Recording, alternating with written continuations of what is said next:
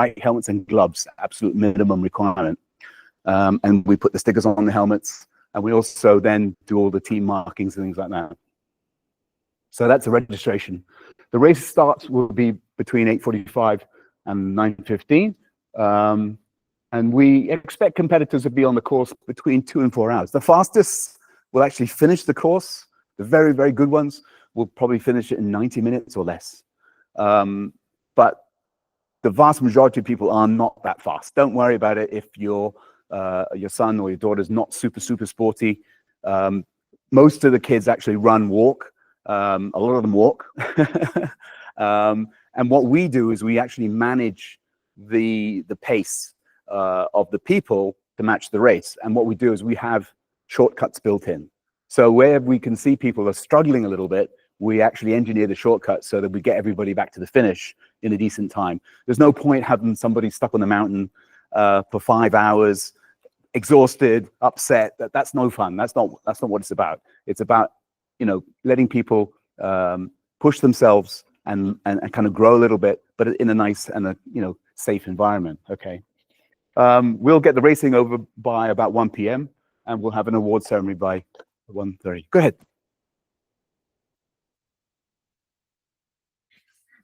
Oh yeah, sorry, that's me. That's my mistake there. It's December 1st. Well spotted. Yes, that was placed in there to see who was actually on the wall. Yeah, sorry, that's my typo.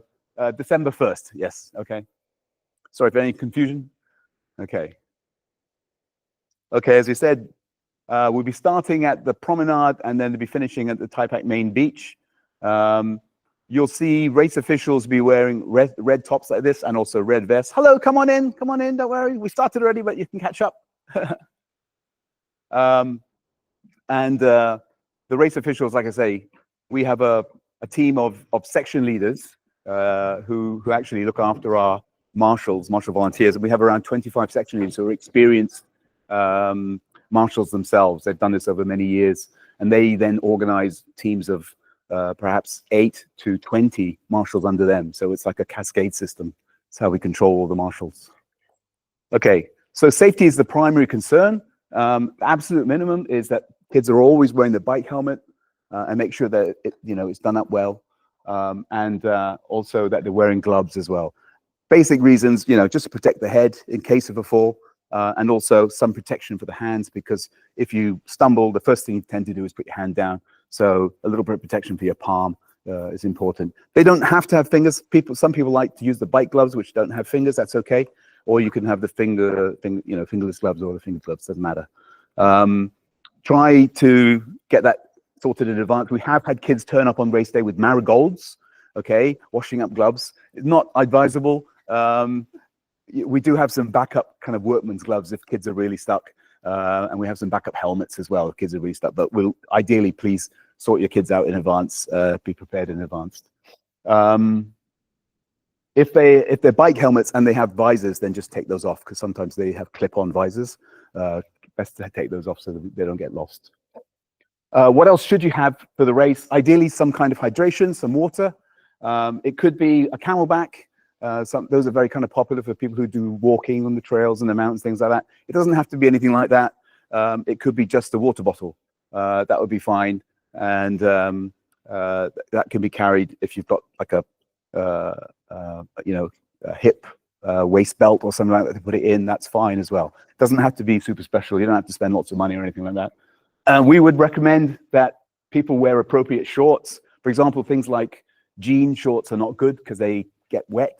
And if they do get wet, they'll chafe, which is very unpleasant. Okay, if you've been running in wet shorts, wet jeans particularly, that can be quite painful. So don't do that. We would suggest trainers with a good grip. There are some shoes that just have a flat sole, which are like tennis shoes.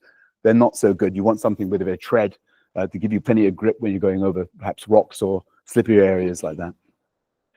Proper socks. The little ankle socks are quite popular, but not very helpful. It doesn't really protect your ankle. So if you've got some longer socks that come up, and if depending on the weather, depending on the situation, whether you need sunscreen or insect repellent, I don't think it's insect repellent. Not so much of an issue because the kids are not in one spot at any one time for any long period of time. Okay, water. We always say drink plenty of it. if you can carry at least a liter, that would be good. We will provide top-up water. We'll have big bottles of water that people can fill up on.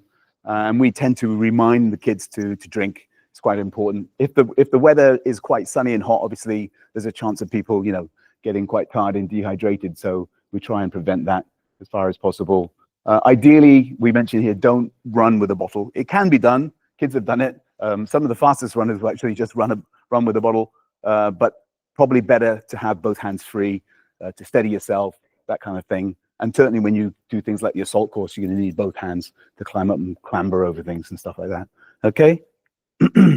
After the race, organize yourself for change of clothing, because you're going to be definitely going to be damp. You're definitely going to be kind of wet, a little bit smelly. So basically, if you've got some change of clothing that you can bring, that's going to help things along. We can look after your dry bag, and we can keep that. Basically, we'll store them all, and you can get those at the end of the race. Okay. Team safety. It's a team event. Okay. So basically, if you're with your teammate, you must start the race and stay together. You should be no further than 5 meters away from your teammate. Okay. It does happen sometimes that. Yes, go ahead. Your question. You're like a far apart, and you're like, you lose your partner because you're focusing on the race. You'll like be immediately out of the race. Well, no, we're a bit more kind than that. But what we do is we want the team members to stay together, because you've got to try and help each other. But sometimes we understand. Sometimes you get somebody who's like really keen and wants to push on, and somebody who has to stay back. What we do is, if we ever see team members on their own, we'll stop them. They can't actually run the race, and we'll say, look, where's your teammate? And quite often they'll be behind you. So we'll say, you have to hang on and wait for your teammate, okay? Because you must compete this race together. That's the whole point, okay?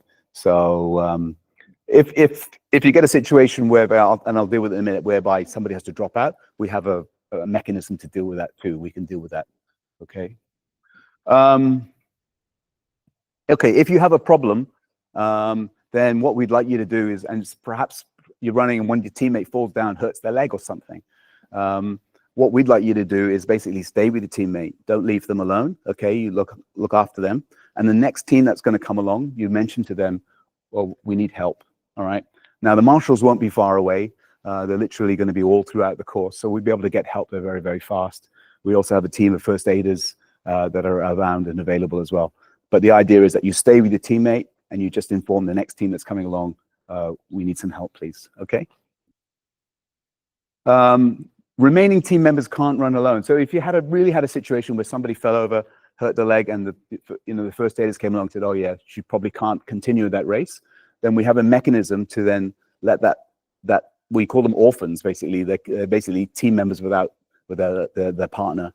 We then attach them to another team, so they become a team of 3, and then they can finish the race that way. Okay, so there is a mechanism to deal with that.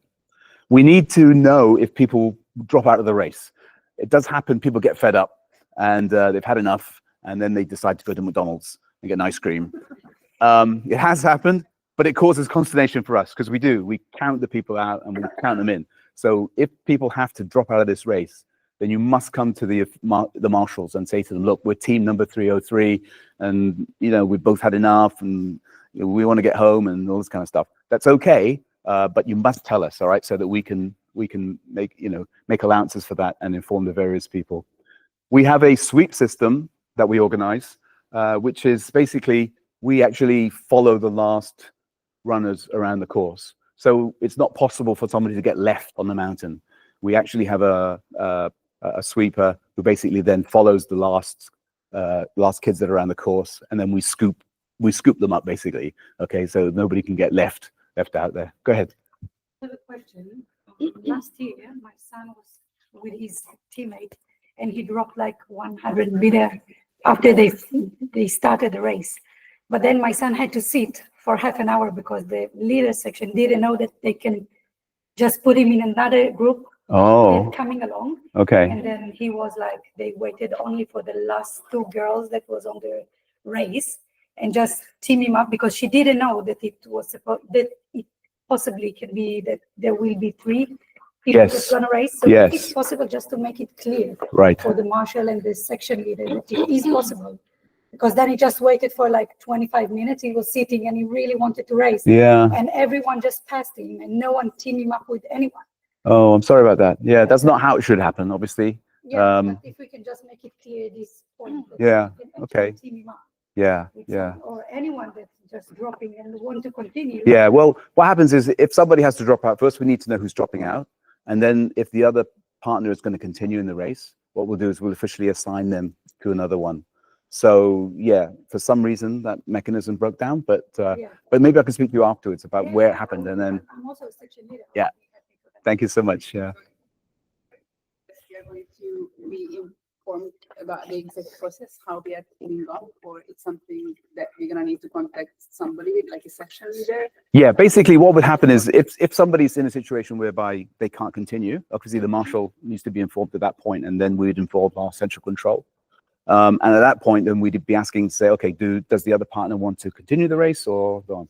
If they want to continue, then we would officially assign them to another team. So Okay. It's going through a process. Or Yeah. it's like That would be then reported back. Yeah, it would be reported back up to the control, and then that information would then cascaded back down to the section leaders. Okay, and so then it's to not the next marshals. group who is coming. Well, generally what we'll do is we'll try and find a relevant group. What I'm going to say because if, for example, if they're an under 17, then a 17-year-old or a 16-year-old, we're not going to attach them to a 9-year-old group.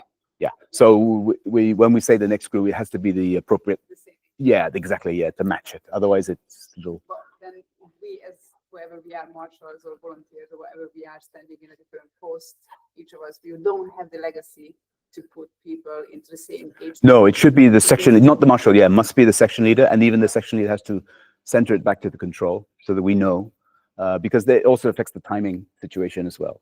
So, It stops timing for kids. well, yeah, because what will happen is they'll come in with a single team member, and then unless there's an explanation for that, then that will flag up to be a problem as well. Because obviously, then we think, if we don't know, we think we've lost a team member. You see, so it creates some more problems. Yeah. Okay. Okay. So swiftly moving on. Okay. Rules summary. Team numbers will always be displayed. Actually, team numbers will be on your helmets. We also mark team numbers on people's arms and things like that, just to make it very, very clear. And I say this every year. Why do we do that? Just in case somebody loses an arm, then we know where the arm belongs. Okay. Yeah. Anyway, so safety equipment mandatory. Safety equipment is helmets and gloves. No outside support. It has happened. Some loving mums have scooped up their kids in golf carts and driven them a little bit, and that's not really fair. It's not really the spirit of the race. So we try not to encourage that.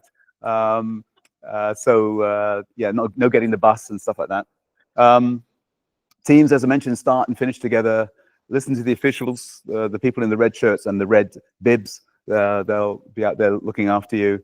Like I say, withdraw the teams only via our officials. Time penalties and course changes may be imposed. What I mean by that is that if somebody doesn't want to do something, perhaps it's the water jump. Okay, it can be quite intimidating if you're not that confident about it, and it could be a 3-meter jump into water. If they don't want to do that, it's not a problem. They can sit it out, and what we'll do is we'll just hold them back for as long as it takes to do that part of the course. So it's not a negative thing. It's just basically lining it up so that they don't get an advantage by not jumping, if you know what I mean. Okay. How does that work though? How is uncomfortable about jumping, for example? Do they then need to reach out to one of the officials? Yeah, don't worry. At that point, there'll be a lot of marshals around because that's a key activity. So obviously we encourage them. We'll be saying, look, go for it. You can do it. But if they really have a problem with it and they don't feel confident, it's not a problem. Just take them to the side, or they can say, look, I don't want to do this. Not a problem. We'll just take them to the side and say, okay, hang on a second. Your teammate's going to jump. You can just watch them jump. When they climb up, then you run off together. So basically, the concept there is that, and it doesn't just have to be the water jump. It could be anything. It could be the salt course. If somebody doesn't want to do that thing, they just have to put their hand up and say, look, I really don't want to do this. It's not a problem. Sometimes people have a fear of something, and that's okay. Yeah, hi. To water, and then then you swim around and then come back again, up again? Okay, I won't tell you all the detail, but basically, yes, you jump into water. There'll be a little bit of swimming, but any times where you're going to be actually immersed in water, you'll be in a life vest. Okay, we'll organize that. So basically, that's what I'm saying. When you get to the water jump, there'll be teams there of marshals actually equipping the kids into life vests, making sure they're tied up properly, etc., and then going. So at that point, then they'll have to probably do a little bit of maneuvering from where they jump in to get back out again. They may be climbing out a ladder or maybe coming up a cargo net or something like that in order to get back up onto the course route. Okay, but don't worry, we'll take care of that for you. Okay, go ahead. When you jump, are you allowed to wear goggles? You mean like swimming goggles? Yeah. We would say you don't need to, because you're actually in the water for a relatively short period of time. We would just say, if you're worried, close your eyes, go in, come back up again, and that'll be fine. Yeah. Some people wear glasses. If that's the case, then what we do is the marshals can hold onto the glasses. If the kids don't want to jump with the glasses, that's fine too. Okay, but yeah, you don't need to bring your goggles, I think. Normally, goggles are important if you're going to be in the water a long time, like you're in a swimming pool, and it's got some chlorine in there. It can hurt your eyes and things like that. But you'll be in and out within minutes, literally. You're not a long time. Okay? Regarding kayaking, I believe not everybody has the chance to practice kayaking. So how is it managed? Aha, okay. Yeah, that's part of the fun, really. Some people have had an experience with kayaking before, and even if they've had experience with it before, they may not have had experience with a double kayak. Basically, it's one kayak with two, and if they don't get the timing right, it can be a little bit complicated as well. Yeah, we don't really advocate that people go out and buy kayaks or anything like that. What we say is our marshals, again, who on the beach, they can give basic instructions of people how to do that, and the kids figure it out pretty fast. Actually, they can see that basically when they get the timing right and they're moving together, then the boat moves quite fast. Yeah. Okay. Don't worry, for kayaking, again, you'll be wearing PFDs, flotation devices as well. Okay. Sometimes things go wrong, and it has happened in the past. Normally, it tends to be the kids never have a problem actually when things go wrong. It's normally the parents get more excited about it than anything else, because they think something was unfair or unjust. We'll try to be as fair as possible. I think that's what we're trying to say. We have to make a decision on the day, and hope you can bear with us on that. It's a bit like a referee playing soccer. Somebody has to make a call at the time, and hopefully you can bear with us there. Okay. The weather long range forecast is good. I was looking. It said on the date is going to be about 24 degrees top, and then around down to about 21 as a minimum. But who knows? I mean, the weather can change. We will always tend to run this race. I think since 2001, we've only ever cancelled it once, and that was when there was a big fire here in DB. It actually burnt all the course markings and burnt all the hillside and everything else. We really couldn't run. But I remember back in, I think it was 2015, it was really cold, and it was raining. It was cold then. Yeah. And I was worried. I was worried about it. You know what I mean? Because it was quite a big race. At the point, we probably had 600 or 700 kids basically involved. And they were all assembled. We were down in DB North on the pitch, and I came out to talk to the kids. And I said, "Are you guys ready to go team fair?" And they're going, "Yeah," like this. And I was going, "You're not worried about the weather?" "No." I said, "Why are you not worried about the weather?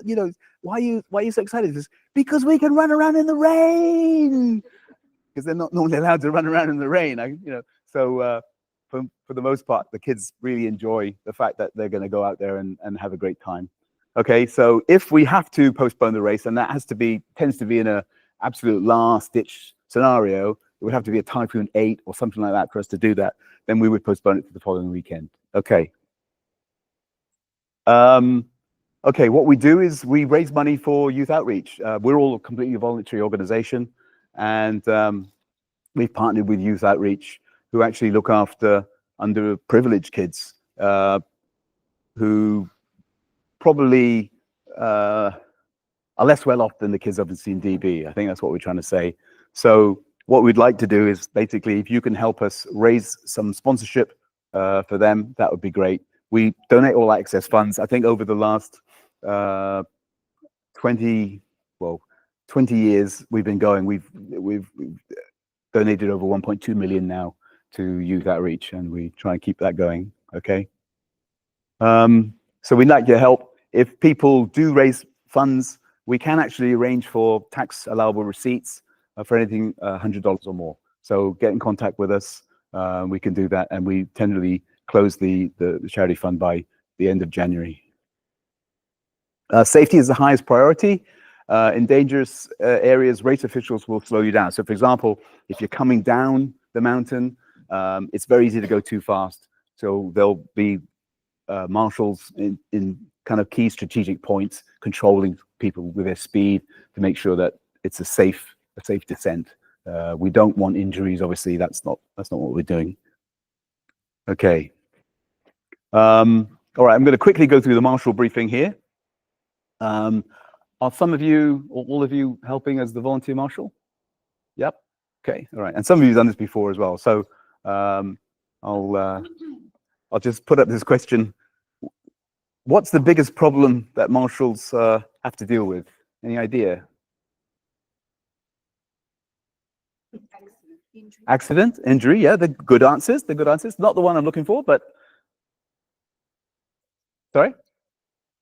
Complaining.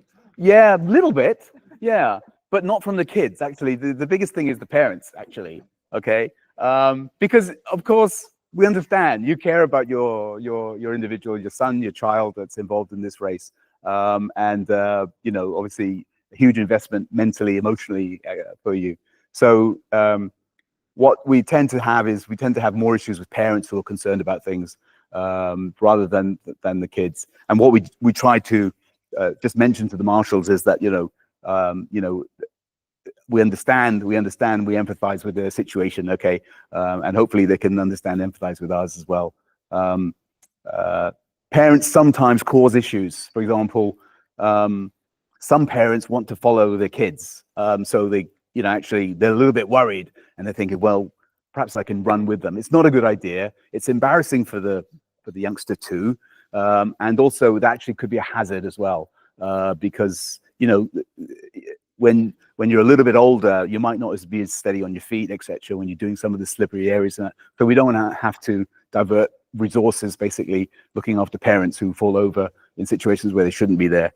We've had numerous situations where parents are on a bridge and they can see the kid going underneath, and they say, "Look up," and smile for the photo, and then they fall over and things like that. So it's best try not to distract the runners as the racers as they're going through. What we do is we have photographers. We have a team, about 8 photographers who are going to be stationed throughout.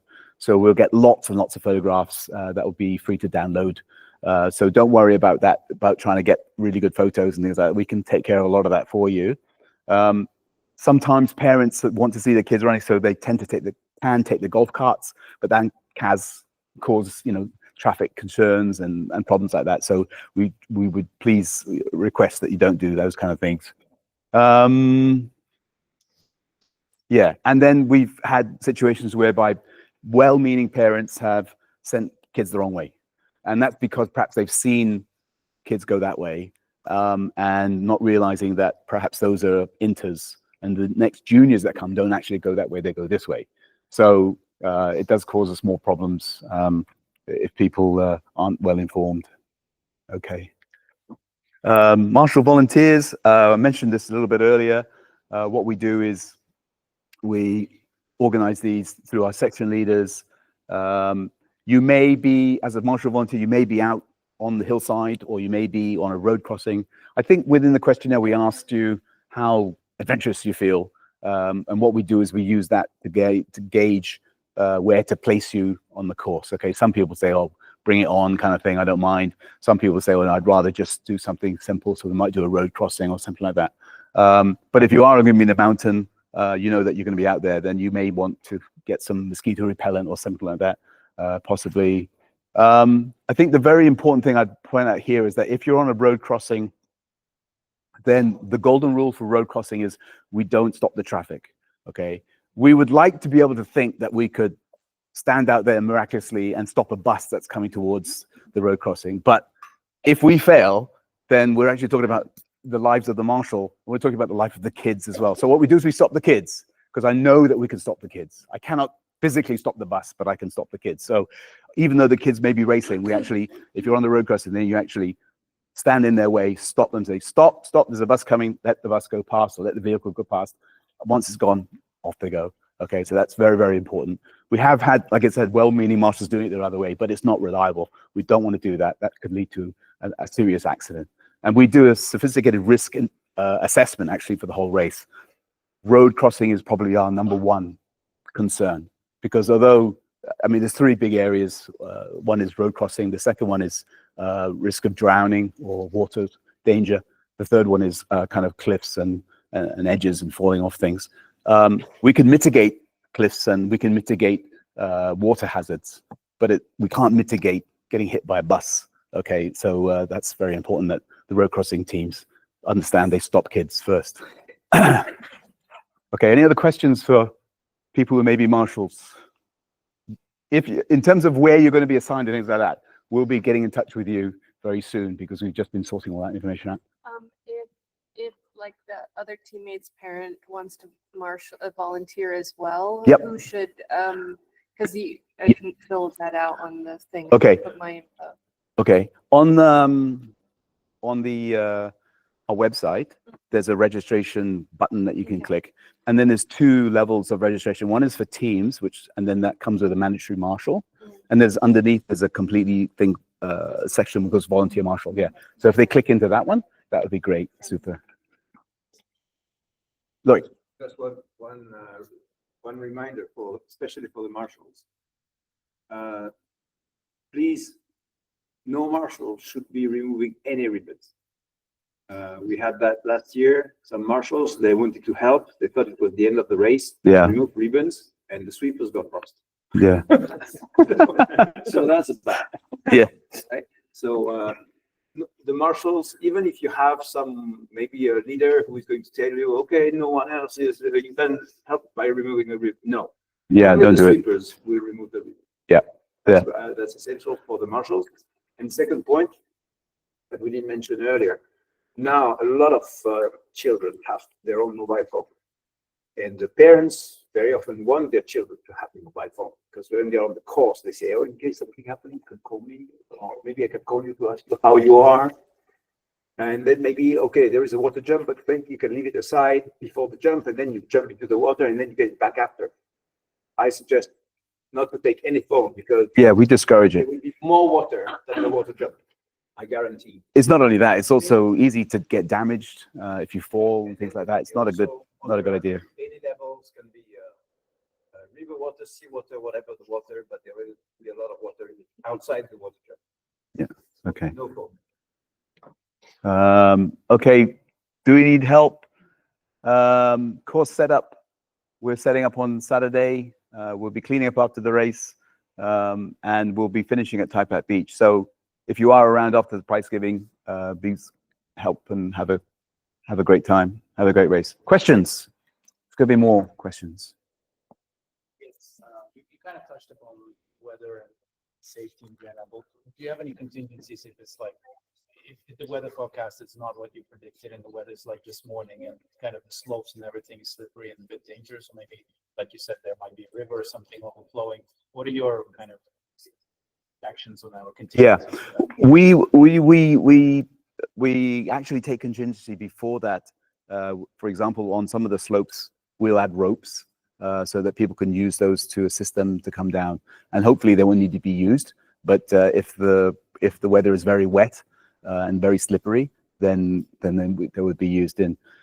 If there's a situation whereby something, I'm just trying to think now, perhaps the gorge, if there was tremendous water coming through, and we could see that was an issue, then we would bypass the gorge. We would just not use it, because we don't want to put kids into a crazy situation. It's all about safety and in a safe environment. So that's a concept that we approach it with. Same thing with the water. if it was particularly bad on the sea, particularly choppy or something like that, then maybe we would curtail the kayaking, or we reduce the kayak course to shorten it, to bring it further into the coast. So there's various things that we can do at the time to take remedial action if it's required. Yeah, but we would make those decisions really on the day before and on the day. Yeah. And then we would inform through the cascade system, the information system, we would inform section leaders and then marshals as to what's going on. I guess the jump, I assume into the water is the last part of the race, right? It may be. I think for the inters and the juniors, it's in different stages of the race. It's different places. Waters can be quite cold at that time. Yep. So when they come out, how long do they have before you can, parents can give them and change, I guess, or that's not. Okay. It generally hasn't been a problem in the past. What happens is, even when the water jumps in early on in the race, once the kids start moving, they actually start to generate heat and they're okay. The problem is when they slow down or stop, and then they lose the ability to generate heat. And then at that point, yeah, you're right. We need dry clothes. They need perhaps a thermal blanket, which we do have, our first aiders have. Something that parents should be anticipating and kind of leading up to, because you said you shouldn't be following the kids. So Yeah, shouldn't be following the kids. That's where we're saying you should, if they come back to the finish, the dry bag is important. So, a towel, a small towel in there with the dry clothing that they can change into makes a huge difference morale-wise and also, health-wise, basically, to keep them warm. I think that, like I say, going back to your earlier question to say, look, if the conditions of that thing are that bad, then we would be looking at contracting the race, basically, ending earlier, bringing it, making a smaller race, a smaller footprint, basically to reduce the risk. Yeah. It's heavy rain, obviously, based on the clothing that you suggest, like they shouldn't wear anything. Yeah, I mean, what we've seen in the past is some kids have taken like a light anorak, which is advisable, but it's not mandatory by any stretch, because in many cases, like I say, after they've done the water jump, they're going to be wet through anyway. So it's kind of swings and roundabouts as to whether you get an advantage. Sorry? Even before. Yeah. Yeah. So yeah, other questions?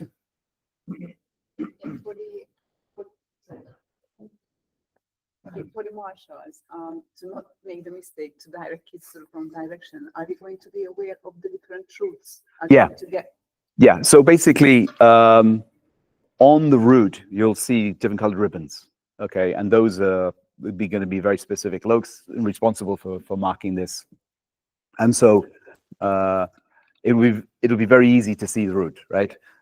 So when you come to a situation where you come around a corner, it'll be clear there'll be a ribbon there to indicate to go this way. And you go there, there'll be a ribbon to indicate this way. So I cannot say it's impossible to get lost, because sometimes it can happen. But people don't get lost for very long, because what happens is they realize there's no ribbon anymore. Yeah, and they realize, oh, I've done something wrong. So then they go back and they find the last ribbon and find the right way. Yeah. Also, there are marshals who are actually just on the way. So basically, they don't have to worry. Just one way. They don't have to worry about direction. Yeah. And there are some marshals, very few, actually, who will be in a place where there is a route to follow and change that to make sure the direction. But in this case, the section leader will instruct that particular marshal to make sure, okay, the road will be going there. But actually, normally, you should see ribbons. Yeah. Okay, so the marshals are visible. They are visible distance from each Yeah. other. Yes. Oh, I understand. That's cool. Yeah. Yeah. Yeah, we normally have a line of sight. Yeah, that's why we use so many marshals, and that's why it's quite a very special race. Okay, normally, like for example, for the 10K, because it's mostly adults, you just set them off and they start over here and they finish here, and we're not too worried about in the middle. But here, because we've got youngsters 8 years old on the mountainside, we're very worried and very concerned. So that's why we have a very strong regime of marshal and volunteers helping us to keep it safe. Just for Yeah. 180 children, basically, there will be at least 160 marshals. Yeah, yeah. Well, I mean, 160 if you do the marshals, math, basically, we've got 300 it's a lot. and I think 190. I can't do my mind. 280, 190 teams, I think, something like that. Yeah, 190 marshals basically. So it's for every 2 kids, you can look at that. To every 2 kids, there's a marshal. So it's very, and that's why nobody does this racing. That's why we're the foremost in certainly in Asia, because it's so intensive in terms of the marshalling support that you have to get for it. And it's also, we're lucky that we do it in DB, because we have for all the negatives being some people may feel about Discovery Bay management, the one good thing is that they are the landlord, which basically means that once we have their authority to do this, then we don't have to worry about police permits, we don't have to worry about other issues and things like that. We're able to actually do this. It would be very difficult to do this kind of race anywhere else in Hong Kong. Yeah.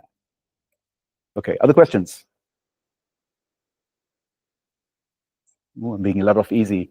Normally people ask me about toilets. Anyone interested about toilets?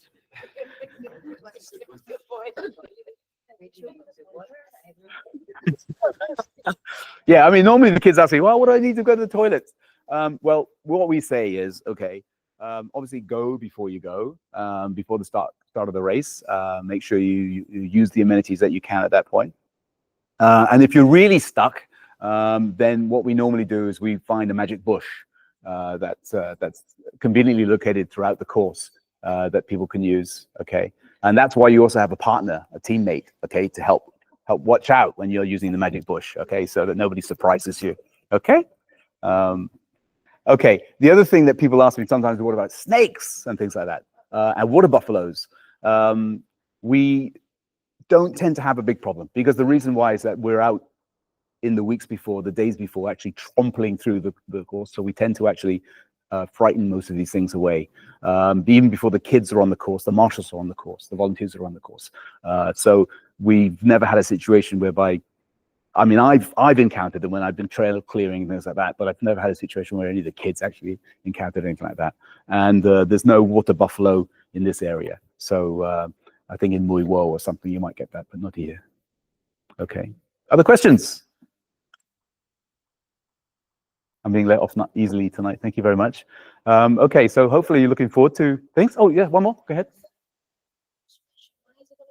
Down the promenade. So basically the pier, turn left, that little stretch along there. We'll have some tents there, and we'll have that set up by the age group that you're in. And at that point, we'll be passing out T-shirts and your helmet stickers and getting you numbered up and stuff like that. Okay.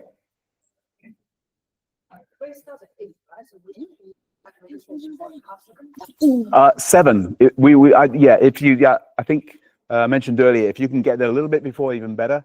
We'll be there setting up from 6 anyway. But the earlier you can get in there and get registered, the better. The races start at different times, and what we do is we start the eldest kids first, and then the younger kids last. And the reason why we do that is because we know that the older kids are faster. So we don't want lots of overtaking on the course. We actually want the fastest kids to go through and be done, and then the younger kids, and then we actually then have more and more resources to focus on the younger individuals who actually need more help. Okay.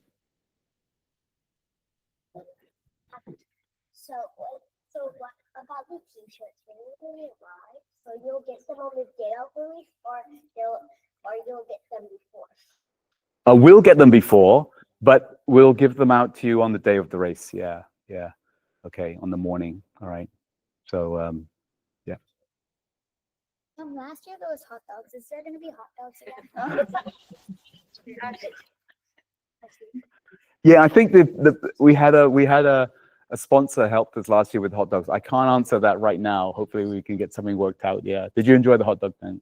Okay. The difference is we're going to be finishing at Tai Pak Beach as opposed to the North Plaza. So there's pros and cons with that. But yeah. Okay. Yeah. What time do race marshals need to be in? Oh, okay. The section leaders will be contacting the marshals through WhatsApp. They're setting up individual WhatsApp groups for each section leader, and they'll be informing them. It depends on what section you're on. So, for example, if you're at an early section, then you need to be assembling earlier. So you need to be maybe ready from like 7 a.m. as well. The likelihood is that if you're going to bring your kids into the registration and you're a marshal, then you drop your kids off at the registration, stay there, their teammate stays with them, and then you may have to go off onto your section if it's on a hillside or something like that, okay? If you're on a later section, for example, the obstacle courses near the end of the race. So if you're doing the obstacle course, then you'll be actually assigned later on. But you may be helping early, maybe helping us do registration or something earlier in. Yeah. On the day, do you get like a map to know where the kids are, if you're going to spectate or whatever afterwards? Yeah, we can actually produce, we normally produce a small map, or we put something online, basically, and we can make that available on the day of the race, but we don't tend to do it beforehand because to keep it secret. Yeah. It's not a race. We're not going to use any race app. No. I think if anything, we just put it onto our website. There will be a separate website to do with all the timing results and things like that. So you can click on there to see where people are. But bear in mind that, hang on, I'll get to you in a minute. Bear in mind when you look at the timings on there as well, it will include some shortcuts as well. So for example, if kids are a little bit slower, then what we do is, like I say, we engineer shortcuts through the course to get them back to the finish in a reasonable time. So they may have an asterisk next to the time to say perhaps didn't complete everything. But it doesn't matter. Everybody who does the course gets a medal. Okay, everybody gets a finisher's medal. And we celebrate the winners and the first runners up as well. Okay. Sorry, what did you say?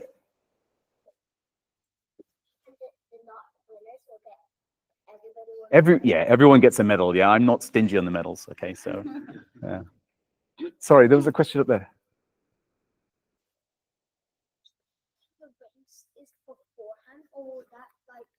Even the marshals won't know everything. They may know their own section. So they may know that they're going to be on the hillside between here and here, but they probably won't know everything. So that way, if your mum's helping you, you can't like get all the information out your mum beforehand. So.